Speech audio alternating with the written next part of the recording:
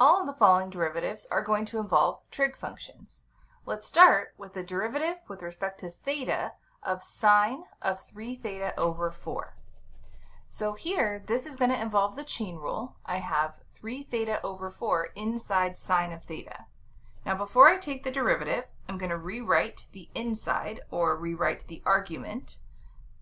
So I'm going to rewrite 3 theta over 4 as 3/4 theta, so that I can see this really as the derivative of just a constant multiple times a variable. So I can essentially use the power rule here. So now this is going to require the chain rule, sine of 3/4 theta. Now the outside function is sine, the derivative of sine is cosine. So cosine of the inside function, so 3/4 theta.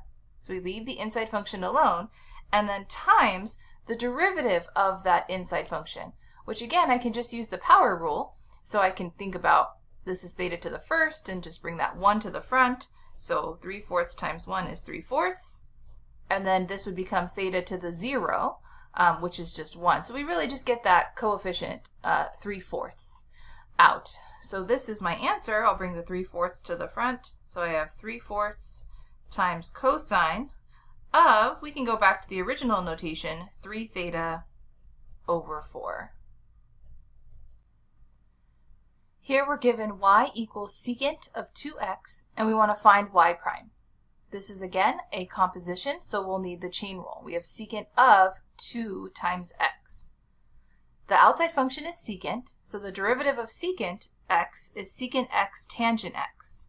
So we're going to go ahead and start with taking the derivative, so we'll need to call this y prime. And again, the derivative of secant x is secant x tangent x, but in place of x, we have 2x. So we'll have to put secant of 2x times tangent of 2x, and then times the derivative of the inside. So this part right here is the derivative of the outside, the derivative of secant, leaving the inside the same, so 2x, times the derivative of the inside, so times 2. And that's it. We can move the 2 to the front, so 2 secant 2x tangent of 2x is our answer.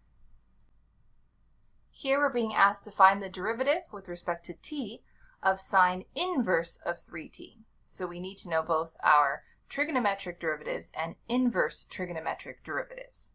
So the derivative of sine inverse of x, as a reminder, is 1 over the square root of the quantity 1 minus x squared.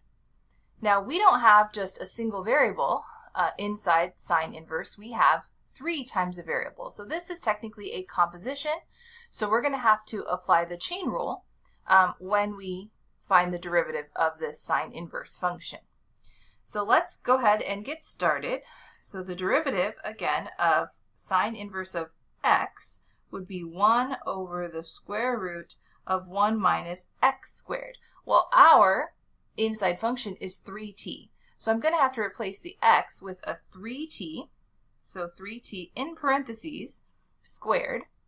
So what I've done is the first part of the chain rule, the derivative of the outside function sine inverse, leaving the inside the same. Then we have to do times the derivative of the inside function, which is just 3. So we have 3, I'll move that 3 to the numerator, and then over the square root of 1 minus 9t squared. So we do need to multiply 3t times 3t, and that's where 9t squared is coming from. So this is my final answer, and I just want to give a quick warning. This sine inverse of 3t cannot be rewritten as 1 over sine of 3t. So this is not true. This is a very common mistake.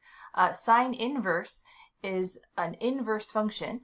An alternative way to write sine inverse is arcsine of 3t, but I cannot think about this as a reciprocal, and I cannot rewrite it as 1 over sine 3t. And here we have given y equals natural log of tangent x, find dy dx. So here this is a composition, natural log of tangent x. So we're going to have to use the chain rule.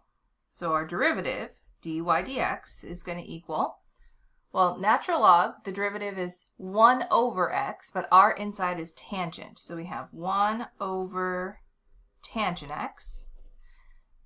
And so that's the derivative of the outside, leaving the inside the same. Now the derivative of tangent x is secant squared x. So I'd have to multiply by secant squared x. But basically that's like putting secant squared x times that 1 in the numerator. So we get secant squared x over tangent x. So anytime I'm taking the derivative of natural log of a function, the way I like to think about it is that ultimately the inside function is going to go in the denominator, and the derivative of the inside, so the secant squared x in this case, is going to go in the numerator.